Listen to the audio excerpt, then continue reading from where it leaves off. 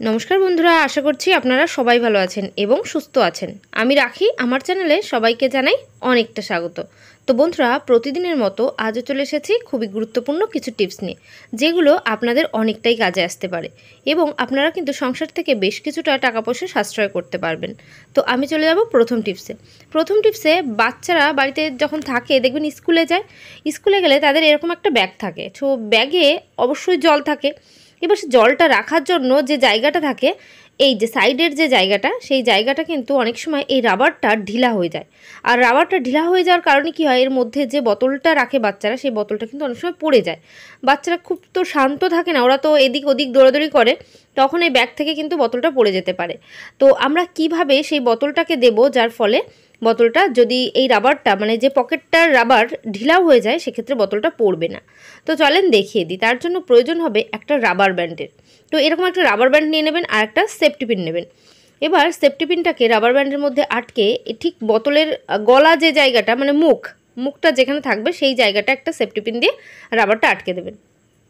এইভাবে আটকে দিলে তাহলে দেখবেন যতই এই যে জল রাখার যে ব্যাগটা ঢিলা হোক না কেন, কখনোই কিন্তু পড়বে না এখান থেকে বোতলটা। এইভাবে বোতলটা ভরে দিলেন, তারপর এই রাবারটাকে এই মুখের এখানে আটকে দেবেন। বাচ্চাদের বলে দেবেন যখন জল খাবে এই রাবারটাকে খুলে এখান থেকে বোতলটা বের করে তারপরেই এখান থেকে জলটা খেয়ে নেবে।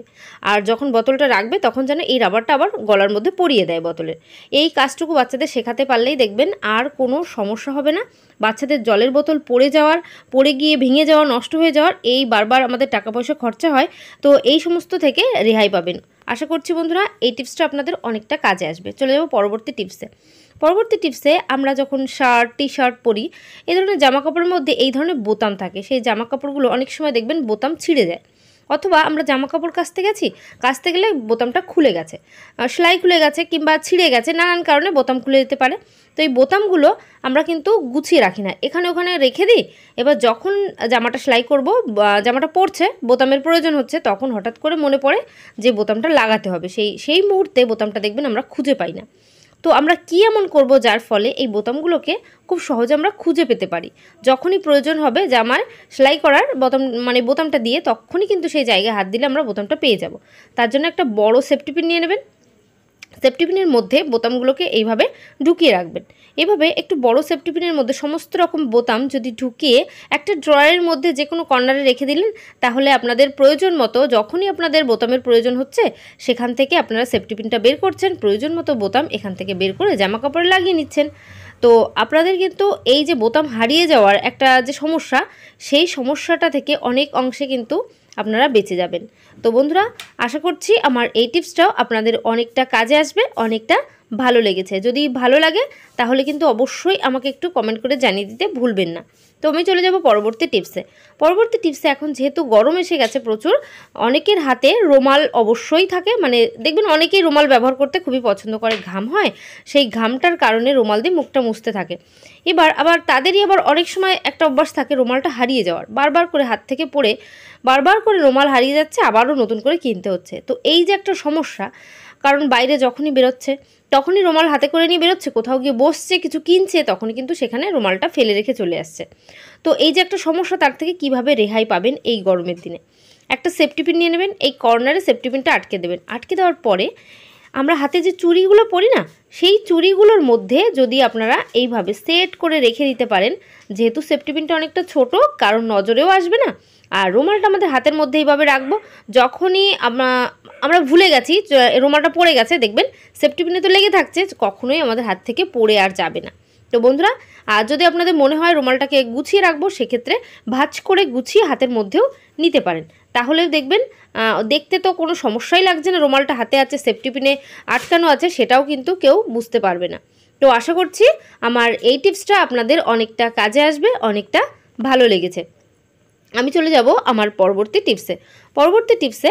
আমরা বাড়িতে যে সমস্ত ফোন তো ব্যবহার করি, সঙ্গে এই ধরনের ব্ল্যাক কালারের, হোয়াইট কালারের চার্জার ব্যবহার করি।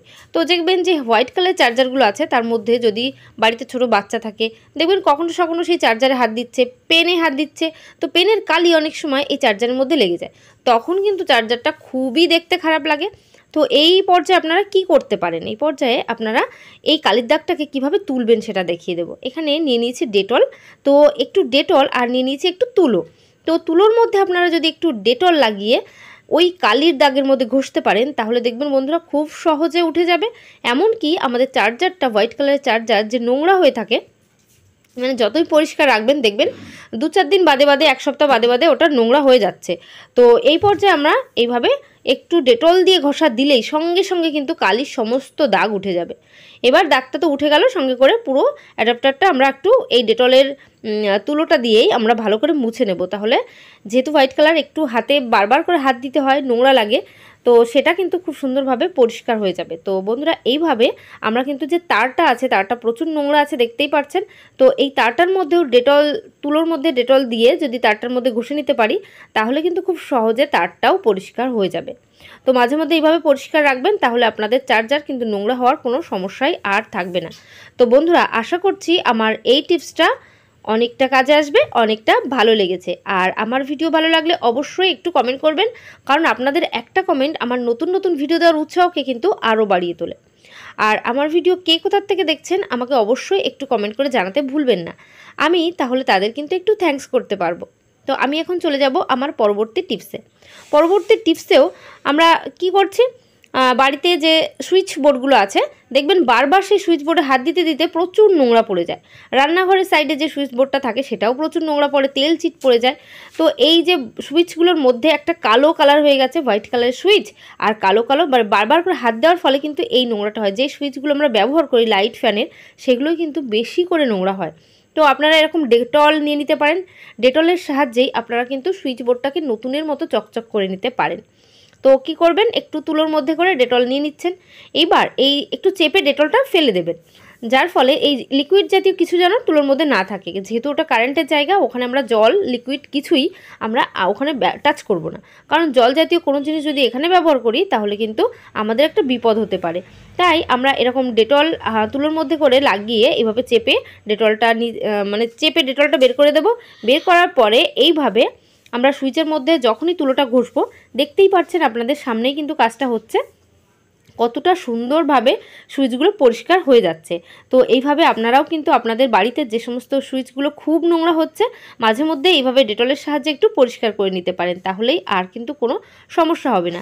দেখতেই পাচ্ছেন এই পর্যায়ে আমরা এখন সাইডে যে ধুলো নোংরা, রাস্তার পাশে বাড়ি হলে প্রচুর ধুলো পড়ে, এইভাবে পরিষ্কার না রাখলে কিন্তু দেখতে জিনিসটা প্রচুর খারাপ লাগে। তাই আমরা এইভাবে আমাদের সুইচ বোর্ডগুলোকে একটু ডেটলের সাহায্যে পরিষ্কার করে নিতেই পারি। তো বন্ধুরা আশা করছি আমার এই টিপসটা আপনাদের কিন্তু অনেকটা কাজে আসবে এবং অনেকটা ভালো লাগবে। তো আমি এখন আস্তে আস্তে কিন্তু আমার এই সুইচ বোর্ডটাকে সম্পূর্ণ পরিষ্কার করে নিলাম। এইভাবে পরিষ্কার করার পর আপনাদের কি করতে হবে, একটা শুকনো কাপড় নিয়ে নিতে হবে। শুকনো কাপড় দিয়ে আপনারা সুইচ বোর্ডটাকে ভালো করে মুছে নেবেন, তাহলেই এর মধ্যে যতটুকু নোংরা লেগে আছে সমস্ত কিছুই পরিষ্কার হয়ে যাবে। তো বন্ধুরা আশা করছি আমার এই টিপসটা অনেকটা কাজে আসবে, অনেকটা ভালো লেগেছে। তো যদি ভালো লাগে অবশ্যই বন্ধুদের সঙ্গে, পরিবারের সবার সঙ্গে শেয়ার করতে একদম ভুলবেন না। তো আজকের ভিডিও এখানে শেষ করছি। সবাই ভালো থাকবেন, সুস্থ থাকবেন। আবার নেক্সট কোনো ভিডিওয় তাড়াতাড়ি দেখা হবে। তো আজকের মতো বাই, টাটা।